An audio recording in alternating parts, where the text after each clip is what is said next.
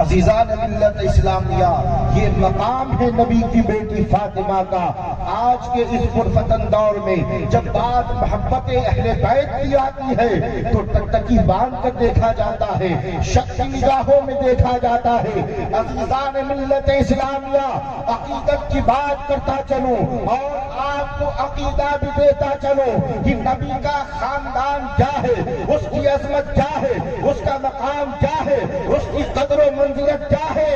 اگر آپ جاننا چاہتے ہو تو کسی عالم سے پوچھنے کی ضرورت نہیں ہے، کسی مفتی سے معلوم کرنے کی ضرورت نہیں ہے، کسی محدث سے پوچھنے کی ضرورت نہیں ہے۔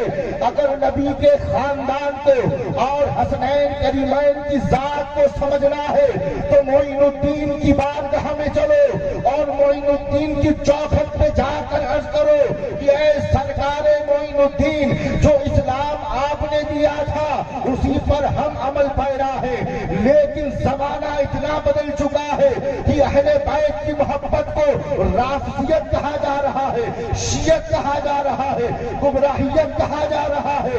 اے معین الدین، ہندوستان کے بادشاہ بھی آپ ہیں اور ہمارے دلوں کے بادشاہ بھی آپ ہیں۔ اب ہم آپ سے پوچھیں گے کہ اہل بیت کیا ہے تو معین الدین جواب دیں گے کہ شاہ است حسین، بادشاہ است حسین، دین است حسین، دیپنا است حسین، سردار مدار دست در دست یزید، حقا کی بلائے لا الہ۔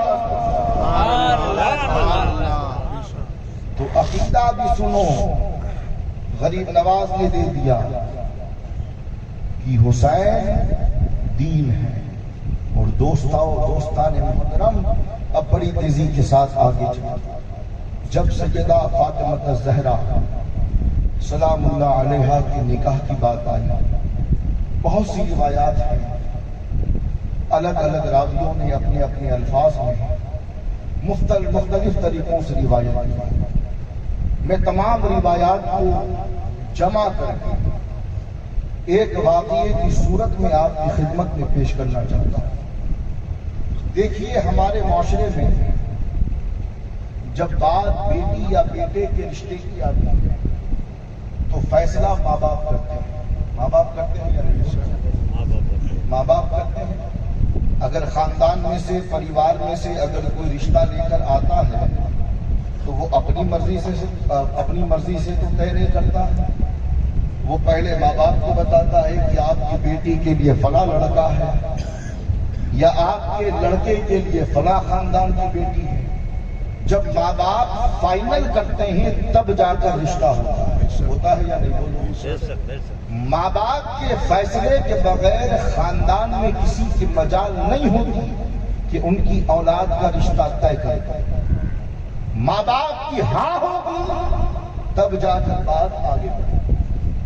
لیکن یہ وہ مقدس ہستی ہے دوستو کہ جب سیدہ فاطمہ الزہرا سلام اللہ علیہا کے لیے عرب کے بڑے بڑے تاجروں کے رشتے آتے تھے، بڑے بڑے سردار، بڑے بڑے رئیس لوگ، مالدار لوگ، قبیلے کے سردار، بڑے بڑے لوگ جب حضرت فاطمہ الزہرا سلام اللہ علیہا کے لیے رشتہ لے کر آتے تو نبی ارشاد فرماتے کہ میں اپنی بیٹی کے نکاح کے معاملے میں اللہ کی وحی کا انتظار کر رہا ہوں۔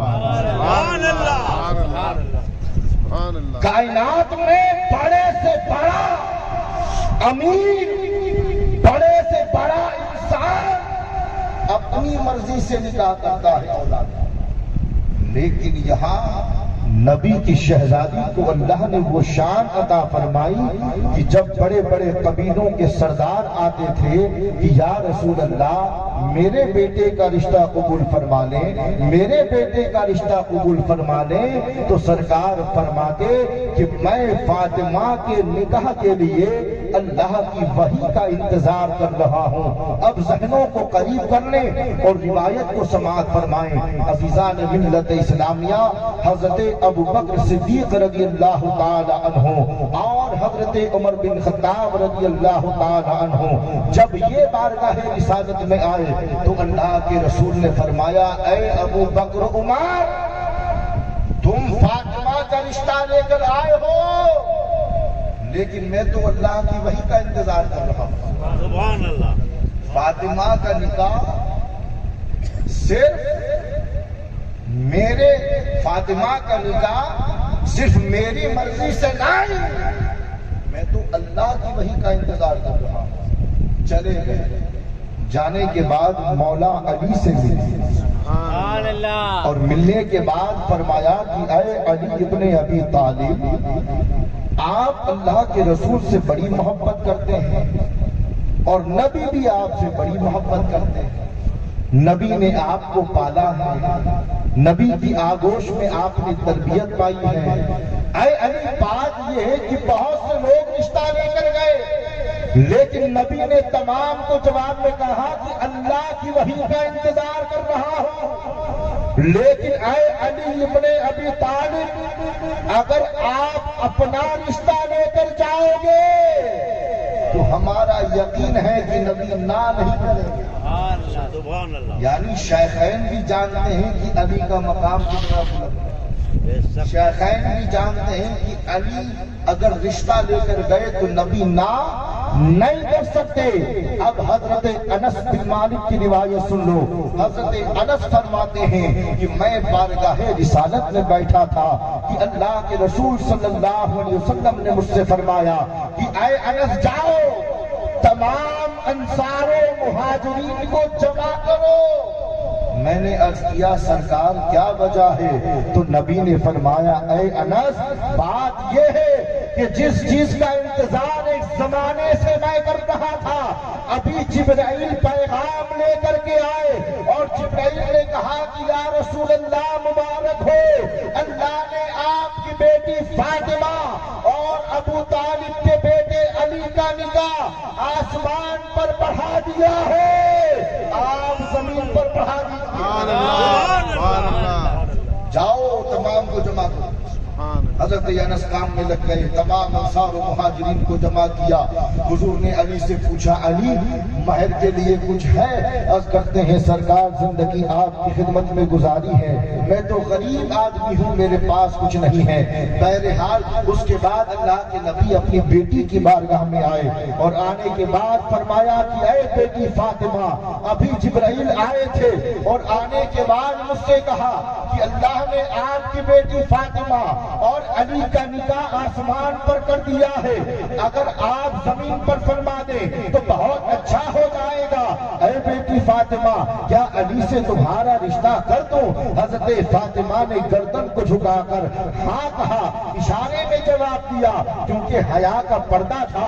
اس کے بعد جیسا کہ سید صاحب نے کہا کہ مہر کا اختیار عورت کو ہوتا ہے، مہر کا اختیار لڑکی کو ہوتا ہے، مہر کا اختیار دلہن کو ہوتا ہے۔ جو دلہن مہر کہہ دے وہ دینا لازم ہو جاتا ہے۔ اب نبی نے پوچھا کہ اے فاطمہ، تم نے ہاں کر دی ہے، تمہیں مبارک ہو، لیکن اے فاطمہ ذرا مہر بھی بتا دو کہ مہر میں کیا لوگی؟ حضرت فاطمہ بنت محمد کی آنکھوں میں آنسو آئے اور رسول کی بارگاہ میں عرض کیا کہ سرکار، بچپن سے لے کر اس عمر تک میں نے دیکھا ہے کہ رات کی تاریکی میں بند حجرے میں مصلے پر آپ آنسو بہایا کرتے تھے، اپنی امت کی مغفرت کی دعا مانگا کرتے تھے، اللہ کے حضور کہا کرتے تھے اے اللہ میری گنہگار امت کو بخش دے، اے اللہ میری گنہگار امت کو بخش دے۔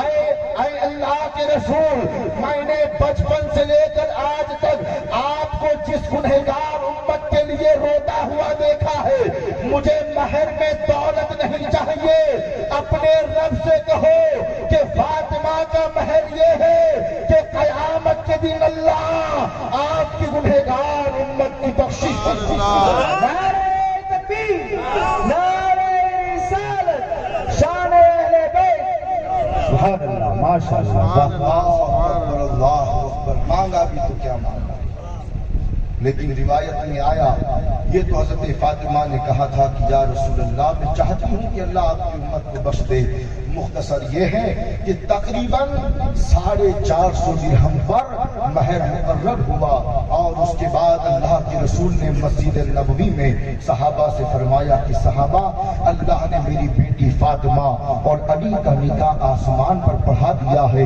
میں زمین پر پڑھانے لگا ہوں۔ نبی نے خطبہ دیا، نکاح پڑھایا۔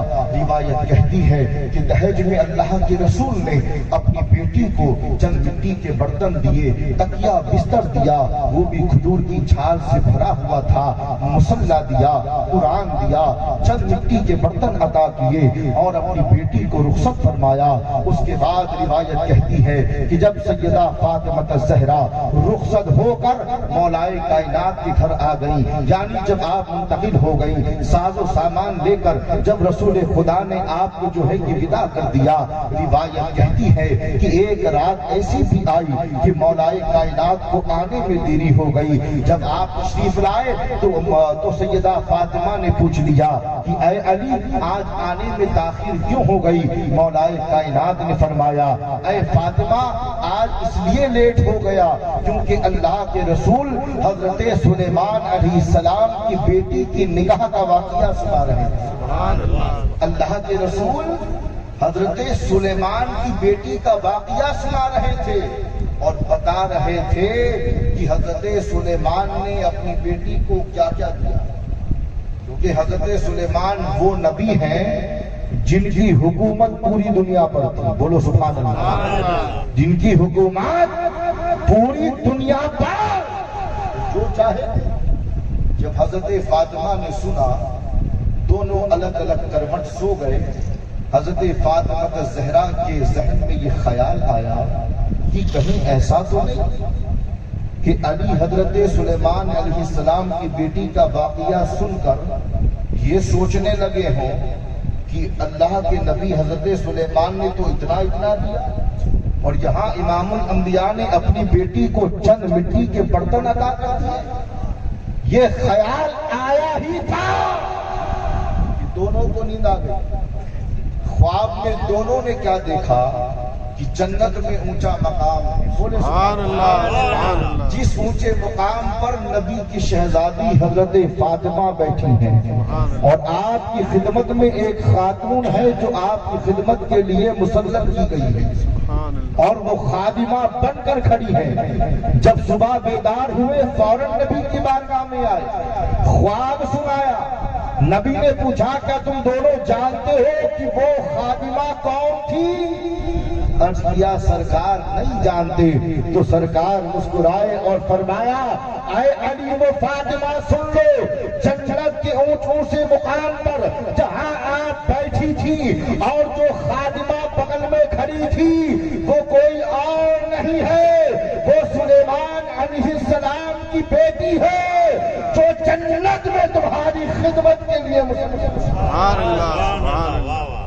یہ مقام ہے نبی کے خاندان کا، یہ مقام ہے نبی کے گھر والوں کا، اور کیوں نہ ہو جن کے بیٹوں کو نبی نے کہا الحسن والحسین سیدہ شباب اہل، وہ فاتح خیبر کی اعلیٰ حضرت فاضل بریلوی خود اپنی کتاب مطلع القمرین میں لکھتے ہیں کہ اللہ رب العزت نے مولائے کائنات کو کم و بیش 17 فضیلتیں ایسی عطا فرمائی ہیں جو 1,24,000 صحابہ میں کسی کو نہیں ملی۔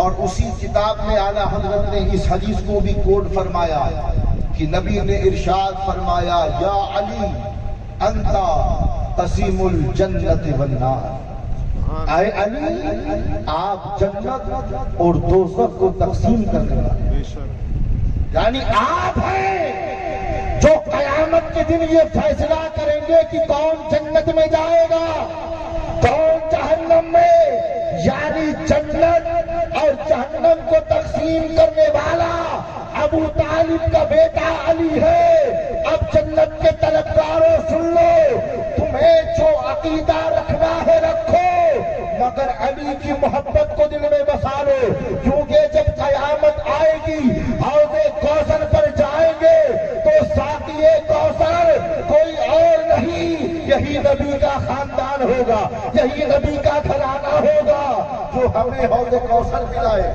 سبحان اللہ۔ تو پینا ہے تو ان سے محبت کرو۔ اب کچھ اصلاحی باتیں 5-10 منٹ میں اگر آپ کی اجازت ہو، اجازت ہے؟ اجازت ہے آپ کی؟ صرف 5-10 منٹ کے لیے۔ عزیزان گرامی، باتیں تو بہت ہیں لیکن کام تب آتی ہے جب آپ عمل کریں۔ دیکھیے ہر گھر میں کچھ نہ کچھ معاملات ایسے ہو جاتے ہیں کہ جن کی وجہ سے میاں بیوی میں اختلاف پیدا ہوتا ہے۔ ایسے معاملات جب بھی پیدا ہوں تو رسول خدا کی تعلیم تو یہ ہے کہ جب عورت کو غصہ آ جائے تو مرد گھر سے نکل جائے۔ مرد کیا کرے؟ گھر سے نکل جائے۔ گھر سے نکل جائے۔ ہم کیا کرتے ہیں؟ بیوی کو ہی نکال دیتے ہیں۔ بھئی نبی نے کہا غصہ آ جائے تو گھر سے نکل جاؤ، ہم نے کیا کیا؟ بیوی کو ہی نکال دیا۔ مطلب پورا الٹا حساب ہے ہمارا۔ جب حساب ہی الٹا ہے تو نتیجہ بھی الٹا ہوگا۔ پھر یا تو جو ہے کہ بھرن پوشن کا کیس ہوگا یا پھر حضرت صاحب جیل جائیں گے۔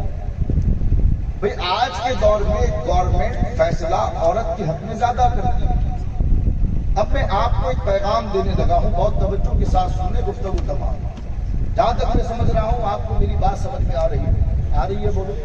آ رہی ہے۔ نبی نے کیا تعلیم دی کہ جب کبھی ایسا معاملہ پیش آ جائے تو گھر سے نکل جائے۔ تو اس چیز کو ذہن میں رکھیے۔ اور ایک بات سنتے چلیے کہ بہادر وہ ہے جو اپنے غصے پر قابو پا لے۔ سبحان اللہ۔ یعنی عورت پر ہاتھ اٹھانا بہادری نہیں، بزدلی ہے۔ بہادر تو وہ ہے جو اپنے غصے پر قابو پا لے۔ اب زیادہ لمبی نہیں کروں گا۔ ابو الحسن خرقانی رضی اللہ تعالی، بولو سبحان اللہ۔ اللہ کے ولی ہیں، بہت بڑے اللہ کے ولی، بہت اونچا مقام۔ ایک مرتبہ ہوا یہ کہ ایک پڑھے لکھے صاحب آپ کے مرید ہو گئے۔ پڑھنے پڑھانے سے ان کا تعلق تھا، کہیں پڑھایا کرتے تھے، ایجوکیٹڈ بندہ تھا۔ ایک پڑھا لکھا آدمی مرید ہو گیا۔ کئی مہینوں کے بعد اس کے دل میں یہ خواہش ہوئی کہ چلو پیر سے ملاقات کر کے آئے۔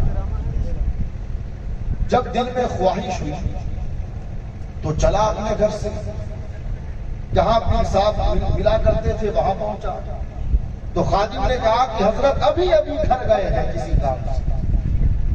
تو وہ حضرت کے گھر آیا۔ آنے کے بعد حضرت کے گھر کا دروازہ کھٹکھٹایا۔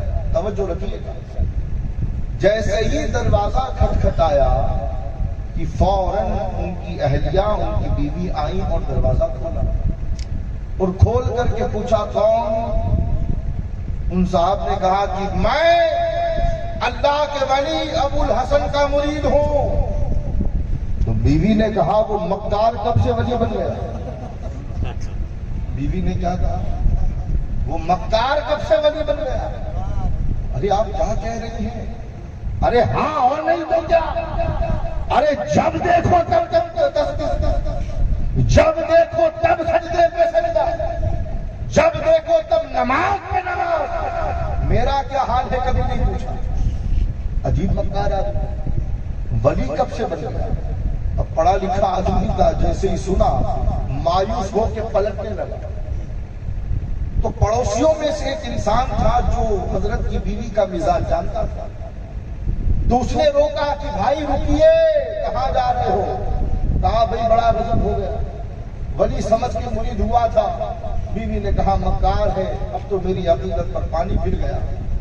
تو پڑوسی میں وہ اچھا انسان جو تھا اس نے کہا کہ گھبراؤ نہیں، یہاں ٹھہرو، کچھ دیر انتظار کرو، حضرت ابھی آ رہے ہوں گے جنگل سے۔ کہا جنگل میں کیا کرنے گئے؟ کہا حضرت کبھی کبھار جنگل میں جاتے ہیں، لکڑیاں کاٹ کے لاتے ہیں۔ وہ گئے ہیں جنگل میں لکڑیاں کاٹنے، ٹھہرو ابھی آ رہے ہیں۔ اچھا ٹھیک ہے، مرتا کیا نہ کرتا۔ وہ ٹھہرا، کچھ دیر کے بعد کیا دیکھا کہ ابو الحسن خرقانی شیر پر سوار ہے سبحان اللہ اور ہاتھوں میں سانپ ہے جس کا چابک بنائے ہوا اور شیر کی پشت پر کمر پر لکڑی کا گٹھر ہے۔ جب یہ منظر دیکھا تو بہت خوش ہوا، کہا اللہ اکبر، میں سچا تھا، یہ تو ولی ہی کر سکتا ہے۔ خوش ہو گیا۔ جب حضرت قریب آئے تو فوراً قدموں پہ گرا، کہا حضور سمجھ میں نہیں آ رہی بات، گھر کے اندر کچھ، گھر کے باہر کچھ اور، معاملہ کیا ہے؟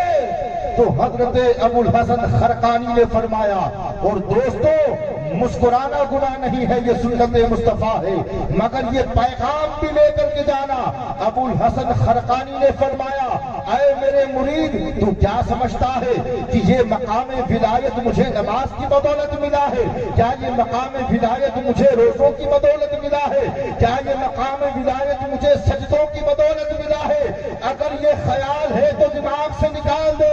اللہ نے مجھے اس مقام ولایت پر اس لیے سرفراز کیا ہے کیونکہ میں اپنی ظالم بیوی کے ظلم پر صبر کرتا تھا، اللہ نے صبر کا بدلہ دیا ہے کہ مجھے مقام ولایت، سبحان اللہ سبحان اللہ۔ مجھے ولی نمازوں نے نہیں، روزوں نے نہیں، بیوی کے ظلم پر جو میں نے صبر کیا، اللہ نے مجھے اس صبر کا بدلہ دیا۔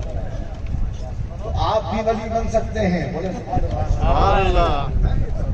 آپ بھی ولی بن سکتے ہیں، بھی بننا ہے یا نہیں بننا؟ ولی بننا ہے بھائی، کچھ کرنے کی ضرورت نہیں ہے، خدا نہ کرے اگر ایسا معاملہ ہو تو صبر سے کام، اور اپنی اولاد کی تربیت بھی بہتر کرے، اپنی بیٹی اپنے بیٹوں کو بتائے کہ بیوی کے حقوق کیا ہوتے ہیں، شوہر کے حقوق کیا ہوتے ہیں۔ اور یاد رکھنا پیارے، جس دن ہم اور آپ بہو کو بیٹی بنا کے لائیں گے نا، اس دن ہمارے گھر میں کبھی جھگڑے نہیں ہوں گے، اس دن ہمارے گھر میں کبھی جھگڑے نہیں ہوں گے۔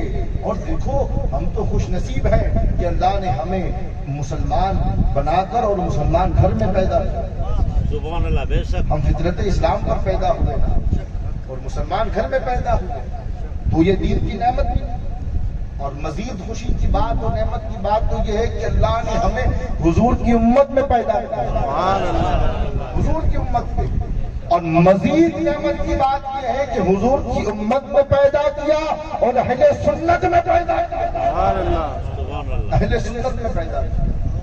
بے شک۔ یہ ہمارے لیے سعادت کی بات ہے، اور اللہ نے کیا کہا کہ میرے رسول کی زندگی تمہارے لیے بہترین نمونہ عمل ہے، تم رسول کو فالو کرو۔ مسلمان کی کامیابی آگے جانے میں نہیں، دنیا کے ساتھ قدم سے قدم ملانے میں نہیں، دنیا کی نحوستوں کو اور اغیار کے طریقوں کو اپنانے میں نہیں۔ مسلمان کی کامیابی تو یہ ہے کہ وہ 1400 سال پرانی تحریک کو دہرائے، رسول کی سنت کو اپنائے، رسول کی تعلیمات کو اپنائے، رسول کے قول و فعل کو اپنائے، رسول کے اسوہ حسنہ کو اپنائے، اولیاء کرام کی تعلیمات کو اپنائے۔ اس میں مسلمان کی کامیابی۔ وہ کسی نے کہا تھا نا کہ سورج ہر شام ہمیں یہ درس دیتا ہے، سورج ہر شام ہمیں یہ درس دیتا ہے، مغرب کی طرف جاؤ گے تو ڈوب جاؤ گے۔ تم مغربیت کو نہ اپناؤ، اپنانا ہے تو رسول کی سنت کو اپناؤ۔ بے شک۔ رسول کی تعلیمات سے بڑی کسی کی تعلیمات نہیں۔ اور یاد رکھو مسلمانوں، دو چیزیں رسول نے دی تھی، قرآن اور نبی کا، قرآن اور اپنا خاندان۔ ہم نے قرآن بھی چھوڑا، خاندان بھی چھوڑا۔ یہی وجہ ہے کہ آج کچھ لوگ قرآن کی آیات پر حملہ کر رہے ہیں۔ مسلمانوں، احتجاج اپنی جگہ پر، لیکن میں سمجھتا ہوں کہ صحیح معنوں میں احتجاج یہ ہے، صحیح معنوں میں ریئیکشن یہ ہے کہ ہم انہی آیات کی تلاوت کرنا شروع کر دیں، بے شک۔ قرآن کی تلاوت میں اضافہ کریں، قرآن کو سمجھیں، قرآن میں اللہ کہنا کیا چاہتا ہے، قرآن میں اللہ کہہ کیا رہا ہے۔ جب تک قرآن کو سمجھ کے نہیں پڑھیں گے تب تک ہدایت نہیں پا سکتے۔ اور پورے قرآن کی 6000 666 آیات اٹھاؤ، ایک آیت میں اللہ نے یہ نہیں کہا کہ میں نے قرآن کو پڑھنے کے لیے نازل کیا۔ ایک آیت لے آؤ جس میں اللہ نے کہا ہو کہ میں نے قرآن کو پڑھنے کے لیے نازل کیا، نہیں، اللہ نے کہا کہ میں نے قرآن کو ہدایت کے لیے نازل کیا، ہدی للناس، لوگوں کی ہدایت۔ اور ہدایت تبھی ہمیں حاصل ہوگی جب ہم قرآن کو سمجھ کے پڑھیں گے، قرآن میں اللہ نے جو فرمایا ہے اسے سمجھیں گے، ہر چیز قرآن میں موجود ہے، بولے سبحان اللہ۔ حضرت عبداللہ ابن عباس کی روایت اور گفتگو 100% ختم انشاءاللہ۔ حضرت عبداللہ ابن عباس کہتے ہیں کہ اگر میری سوئی بھی گم ہو جائے، اگر میری سوئی بھی گم ہو جائے تو میں گمی ہوئی سوئی کو قرآن سے ڈھونڈ نکالوں۔ یہ ہے قرآن کی عظمت۔ تو اللہ ہمیں عمل کی توفیق عطا فرمائے۔ کریں گے عمل؟ بولو ہاتھ اٹھاؤ پیارے۔ ہاں آپ غدیری مسلمان ہیں، ہاتھ اٹھا کے جواب دیا تو انشاءاللہ ہم سب عمل کریں گے۔ اللہ سب سے پہلے مجھے پھر آپ سب کو عمل کی توفیق عطا فرمائے۔ وما علینا الا البلاغ المبین۔ السلام علیکم۔